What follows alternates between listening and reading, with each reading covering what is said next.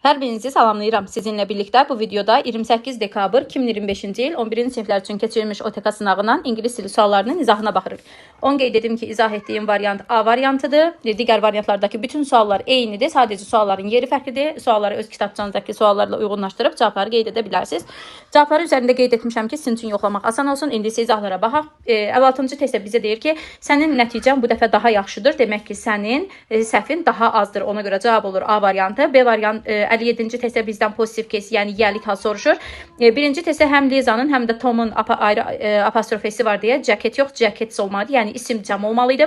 2-də apostrofesidən sonra ing-li feil gələndə mütləq cümlədə başqa bir xəbər olmalıdır. Gördüyünüz kimi bu cümlədə başqa xəbər yoxdur. Demək ki, bu Sophie is preparing-də. Ona görə 2 pozitiv case deyil. 3-də Tom's answer helped solve the problem. Tomun cavabı kömək etdi ki, problemi həll edək. 3 doğrudur. Daniel apostrofes, sonra Neil shoes. Daniel'in yeni ayaqqabıları are very expensive, çox bahadır. Ona görə cavab oldu 3, 4, Y variantı. 58-ci testdə bizdən noun sırasını soruşur. Bütün variantlarda sifətləri çıxsaq, A variantında delicious və hopeless sifətdir. B variantında modest, splendid, hər ikisi harmful, slowly, hər biri sifətiyə zərfdir. C variantında miraculous, oz şəkilçisi bilirik ki, sifət düzəldən şəkilçidir. D variantında snowy, qarlı sifətdir. Y variantında examiner, imtahan götürən. Tourist, sees, skyçı, village isə kənd deməkdir. Hər biri isimdir deyə cavab oldu Y. 59-cu testdə bizdən sifət sırası soruşur. Sözlərin mənasını bilməsəz də şəkilçilərlə variantları tapa bilərsiniz. A variantında attendance-dəki ən şəkilçisi isim şəkilçisidir. B variantında disease sözü xəstəlik deməkdir, yəni isimdir. C variantında ness şəkilçisi politeness, less olsa sifət idi, ness olduğu üçün isim şəkilçisidir. D variantında dom şəkilçisi isim şəkilçisidir. Y variantında alive, crucial ya da casual hər biri sifətdir, çünki crucial vacib, casual gündəlik. Ona görə cavab oldu Y variantı. 60-cı testdə bizdən adjektiv ya da adverb soruşur. Görürük ki, Nick gülümsədi. Gülümsədi hərəkət bildirən feil olduğu üçün zərflə təyin etməliyik. Əvvəlcə sifətləri calm, calmest, calmer variantlarını çıxaq. Elvay olmalıydı. Y variantında maçdan sonra mütləq müqayisə dərəcəsi olur. Ona görə səhvdir, cavab oldu B variantı calmly. 61-ci testdə bizdən yenə adjektiv soruşur, düzgün adjektiv dərəcəsi. Bir də deyir ki, as magnificent as. Azərbaycanda təbiət, Sweden'dakı kimi magnificentdir, bir doğrudur. 2-də so magnificent as yox, not so as olur bu quruluş, ona görə 2 yanlışdır. 3-cü testdə enough magnificent zən. Enough adi dərəcə, zən isə müqayisə dərəcəsi deyir, ona görə bu ikisi eyni anda işlənə bilməz. 4-də zən varsa mütləq önünə more qoyulmalıydı deyə 4 səhvdir. 5-də isə more magnificent zən, 4 doğru, 5 doğrudur, cavab oldu 1, 5, Y variantı. 62-ci testdə few beautiful flower, few'dan sonra flowers olmalıydı, A səhvdir. B variantında few projects olmalıydı, yanlışdır. D variantında a lot of information channels olmalıydı, çünki channel kanal sayılır. Y variantında several books olmalıydı, yanlışdır, cavab oldu C variantı. Tərcümədə deyir ki, a pair of woolen socks, bir cüt yun corab. 63-cü testdə bizdən zaman soruşur. Before'dan sonra indiki sayda, keçmiş sayda qoyulur. Qarşısı da özü ilə uzlaşır. Ona görə before'dan sonra gələcək olanları çıxırıq. Və A variantında published və has checked uzlaşma yoxdur deyə yanlışdır. D variantında uzlaşma yoxdur, həm də before'dan sonra biz keçmiş sayda keçmiş bitmiş qoya bilmərik. Y variantı isə doğrudur. Deyir ki, chief məqaləni check yoxlayacaq before he published them. Onları çap etməzdən əvvəl before'dan sonra indiki sayda, qarşısı isə gələcək sayda qoyulub. Y doğrudur. 64-cü testdə mübtəda xəbər uzlaşması dərsidir. 1-ə baxırıq. Firefighters cəm olduğu üçün was yox, were olmalıydı. The noise from the engines was unbearable. Deyir ki, mühərrikdən gələn səs dözülməzdir. Nə dözülməzdir səs? Sözündən əvvələ baxırıq. Noise təkdir, was təkdir, 2 düzdür. 3-də slice of cake, ofdan əvvəl slice cəmdə verilib deyə, xəbər də cəm olmalıydı deyə doğrudur. 4-də delay, indən əvvələ baxırıq. Delay təxirə salma təkdədir deyə, xəbər də təkdə olmalıydı. 4 yanlışdır, cavab oldu 2, 3, Y variantı. 65-ci testdə baxırıq. Xəbərlərdən biz artıq bu cümləyə nələr qoya biləcəyimizi bilirik. Word cəm olduğu üçün birinci nöqtəyə törəmə qoya bilmərik, çünki törəmələrin xəbəri təkdə olur. İkinci tərəfdə isə was yazılıb. Artıq biz burada cəm xəbər yox, tək xəbər istəyən qoyuruq. Bilirik ki, bostan sonra cəm olur. D variantında oldan sonra cəm olur. Cavab oldu Y variantı. Tərcümədə deyir ki, bütün qonaqlar, partidə çoxlu qonaqlar var idi. All were talking, hamısı söhbət edirdi. But nobody was eating, lakin heç biri yemirdi. Cavab oldu Y variantı. 66-cı testin izahına baxırıq. Burada İşarə əvəzlikləri və pronounları, şəxs əvəzlikləri istənilir. Birinci nöqtələrdə görü children cəmdir deyə z qoya bilmərik və zis də qoya bilmərik. Ona görə s və d, y variantları gedir. Ofdan sonra bilirik söz öndən sonra adlıq yox, obyekt al qoya bilərik. Ona görə cavab oldu A variantı. 67-ci testə baxırıq. Article testidir. Hər iki nöqtədən sonra sayılan isimlər verilir və hər iki isim sayılan təkdir. Ona görə də articlesız qoymaq olmaz. A good conversation da olar, z good da olar. Amma ikinci tərəfdə person'a ən olmaz. Ona görə ən A-nın A-da ən, Y-də ən, C-də ən var. Onları çıxırır. Cavab olur B variantı. D variantı ona görə səhvdir ki, a good conversation olmalıdır. Çünki conversation sayılır. 68-ci testə baxırıq. While'dan sonra indiki sayda, keçmiş sayda ya da davam edici qoya bilərik. A variantında was'la has uzlaşmaz, yanlışdır. B variantında made keçmiş, has indikidir, yanlışdır. C variantında had keçmiş, bitmişdir. While'dan sonra qoymaq olmaz və uzlaşma da pozulub, yanlışdır. D variantı doğrudur. While'da hər iki tərəf eyni anda baş verir hərəkətlər. Ona görə ikisini də davam edici qoya bilərsiniz. Y variantında is indiki, look da keçmiş zaman deyə uzlaşma pozulub. Tərcümədə deyir ki, Sarah was looking after a little Nick while Mary was making dinner. Mary nahar hazırlayarkən Sarah da balaca Nick'in qayğısına qalırdı. Cavab oldu D. 69-cu testdə bizdən article soruşur yenə.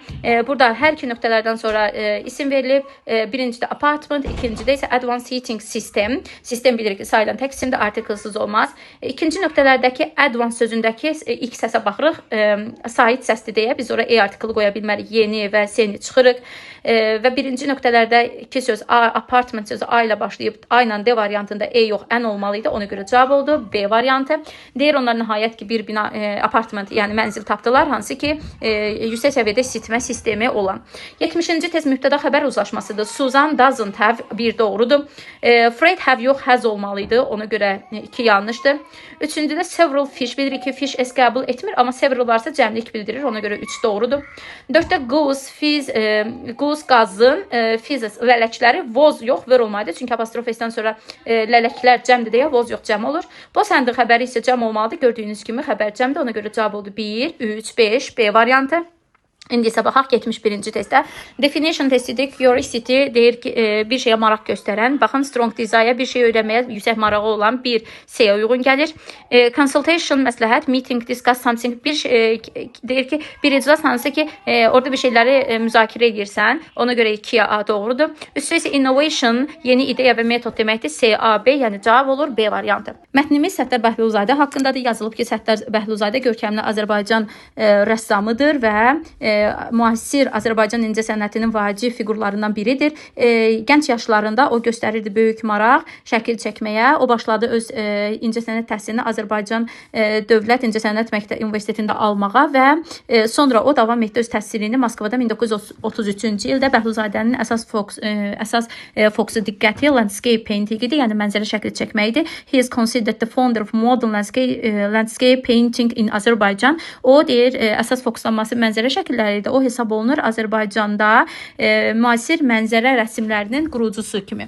Erkən yaşlarında Bəhlulzadə təbiəti real formada çəkirdi. Sonra following traditional texnikalardan istifadə edə, yəni ənənəvi texnikadan istifadə edə, lakin zamanla o öz expressive, yəni təsirli və emosional stilini inkişaf elətdirdi və onun əsərlərindən bəziləri çox imaginativdir, yəni yaradıcıdır və detallıdır. Elə bil ki, həmin görünür yer kürəsinin şəklini, daha doğrusu they remind viewers, o görünüşü, yer kürəsi şəkillərinin görünüşünü space-dən çəkilmiş kimi göstərir. By using combination of pale, deyir ki, o solğun rənglərdən və sərt fırçaların birləşməsindən istifadə edərək bacarır təbiəti daha vivid, aydın, yəni rəngli parlaq çəkməyə realdakından. Onun şəkilləri Azərbaycan, onun şəkillərində tez-tez əks olunur Azərbaycanın dağları, çayları, kəndlərinin gözəlliyi. Qudilçay Valley əsərlərindən biri, onun əsərlərindən biridir, hansı ki, öz rəngi və enerjisi ilə sevilir. Throughout his career, deyir, karyerası müddətində Səttar Bəhlulzadə aldı çoxlu mükafatlar və çoxlu sərgilər keçirdi müxtəlif ölkələrdə. Bu ölkələrdə USA, United Kingdom, Turkey, Russia. Bu gün onun mirası davam edir gəncləri ruhlandırmağa. İndi baxaq mətnimiz ümumiyyətlə nə haqqındadır? A variantında Doğrudur, çünki qabiliyyətli bir rəssam haqqındaydı. B-də rəngli təbiət, C-də Azərbaycanın yeri, D-də şəxsi sərgilər, Y-də isə rəssamlar hansı ki qeyri-adi bacarıqları var. Burada bir rəssamdan danışdığı üçün Y variantı yanlışdır. 73-cü testə baxaq. Burada bizdən false soruşur. A variantında deyir ki, false-da A variantda deyir ki, o nəinki Azərbaycanda, həm də xaricdə tanınır. Bu bəli demişdi, ölkələrin adı sadalanmışdı. B variantda deyir ki, o bir neçə stil üzərində işləyir. Bəli, bir neçə stil üzərində işləyirdi Bəhluzzadə. Müasir Azərbaycan mənzərə şəkillərinin yaradıcısı hesab olunur. Düzdür, burada da demişdim. D variantı isə yanlışdır, çünki o traditional texnikanın yaradıcısı yox, müasir texnikanın yaradıcısı hesab olunur. Ona görə D yanlışdır. 74-cü testdə bizdən soruşur ki, Bəhluzzadə karyerası müddətində, öz yaradıcı karyera müddətində neynədi? Öz unique artist stylını inkişaf etirdi. Bir doğrudur. Çoxlu mükafatlar aldı. Doğrudur. 3-də deyir ki, miras qoydu, hansı ki gənclərə təsiri yoxdur. Əksinə, son cümlədə demişdi, hələ də ki gənc rəssamlar ondan faydalanır. 4-də deyir ki, o tanınan reporter oldu, xeyr, rəssam oldu. 5-də isə o çəkir şəkillər hansı ki sanki space-dən çəkilmiş kimidir. Ona görə 1, 2, 5 doğrudur. Cavab olur Y. 75-də soruşur ki, o istifadə edir soft rənglərdən və strong painting line-lardan. Nə üçün? Şəkli daha parlaq etmək üçün. Bəli, burada vivid verilmişdir. Burada isə parlaq verilib. Doğrudur. Onun şəkilləri bənzəyir yerin şəkillərinə. Yerin yox, yerin şəkillərinin sanki mənzərələrə oxşayır. Ona görə 2 yanlışdır. 3-də deyir ki, təbiət look more beautiful. Realdakından təbiət daha da rəngli görsənir. Bəli, baxın, bu hissədə yazıb ki, realdakından daha rəngli görsənir. 4-də isə deyir ki, less wonderfuldur. Bu yanlışdır. Ona görə cavab olur 1, 3, B variantı. 76-cı testdə paragraf 3-dəki sözün soruşur. Profession, professiya, yəni sənət, karyera mənasında işlənir. Sinonimi karyeradır. Ona görə bura karyera yazmalıydıq. 77-ci testdə bizdən soruşur ki, Səttar Bəhluzzadənin fokusu landscape şəkilləri çəkməkdir. Və o, indi gəlin həmin hissəni tapaq. Baxın, o bu hissədə verilib bizə. Baxın, he considered founder of modern landscape in Azərbaycan. İndi gəlin görək biz buradan nələri dəyişə bilərik. Ən az 2 söz dəyişməliyik. Bu hissəyə, əvvəl verilən hissəyə toxuna bilmərik. Dəyişə bilərik consider sözünü. Bilirik ki, consider hesab etməkdir və sinonimi ola bilər. Suppose fərz edilir. Suppose sözü suppose yazılır. Əgər belə yazmısınızsa, sonuna da ed qoymusunuzsa doğrudur. Ya da noun bilinir kimi yaza bilərsiniz. Bilinir, tanınır mənasında. Bu suppose sözünə sinonim kimi götürülə bilər. Founder əsasını qoyan, yaradan deməkdir. Creator yaza bilərdiniz, yaradıcı. Bu səhv etmirəmsə mətnin hansı hissəsində bunu vermişdi. Baxın belə, creator yaza bilərdiniz. Bu sözdə də sinonim creator. Qoyun aşağı hissədən yazım. Creator. Və başqa yaza bilərdiniz inventor. Bu sözü də yazsa sizə bal verə bilərdi. Inventor, yaradıcısı hesab olunur. Sonra dəyişə bilərdiniz burada modern sözünü. Modern sözünün sinonimi new ola bilərdi, contemporary ola bilərdi. Əgər sözün yazılışını bilirsinizsə bunu da qeyd edə bilərsiniz. Contemporary ya da up to date yaza bilərdiniz. Up to date sözlərindən birini yaza bilərdiniz. Sonra landscape mənzərə sözüdür. Mənzərə sözünün sinoniminə yaza bilərdiniz. Sight, görünüş. Ya da scenery, mənzərə, scenery yaza bilərdiniz. Mənzərə, view yaza bilərdiniz. View sözünü yaza bilərdiniz. Paintingdə, drawingdə yaza bilərdiniz. Burada şəkil mənasında yox. Yəni, o rəssamlıq mənasında işlənir. Paintingi drawinglə də dəyişsəz, bəlkə də bal verə bilərdi. Bu dəyişikliklərdən ən az ikisini etmişsinizsə tam balınızı ala bilərsiniz, əgər hər səhviniz yoxdursa. Yox, etməmişsinizsə, birini dəyişmişsinizsə yarı bal, yox, bir düzün yanında bir yanlış etmişsinizsə sizə 0 bal verəcəklər.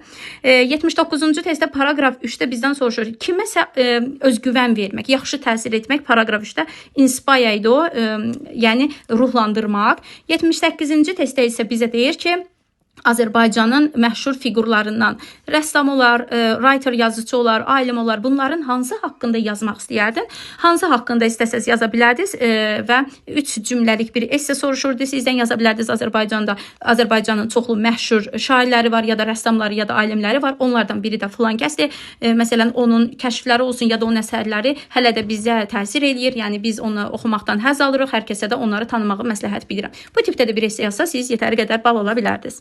İndi isə dinləmə mətnimizlə tanış olaq. West Australian bir rəssam haqqındadır. Lee Hadwin deyir, o tanınır yatan artist kimi və o şəkillərini yatarkən çəkir. O deyir ki, oyaq olanda çəkdiyi şəkillər yaxşı deyil, yəni şəkil çəkməkdə yaxşı deyil. O heç vaxt məktəbdə rəsm dərsi almayıb. O başlayıb ilk dəfə 4 yaşı olanda yatanda şəkil çəkməyə. Onda sadəcə line və shape, yəni xətlər və formalar çəkirdi, lakin o yeniyetmə olanda öz şəklini daha detallı çəkməyə başladı. O istifadə edir qələm, pen, pencil and sometimes coffee and other things.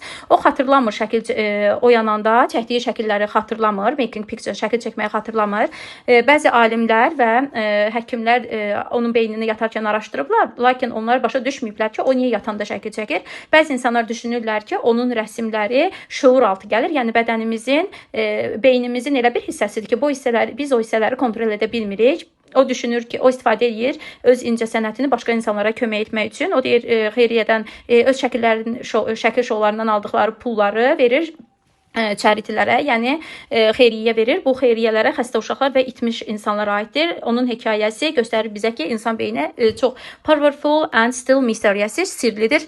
80-ci testdə bizdən false istəyir. Burada D variantı false-dur, çünki alimlər bilir o niyə yatanda şəkil çəkir, amma demişdik ki, alimlər bilmir o niyə yatanda şəkil çəkir. False istədiyi üçün cavab olur D.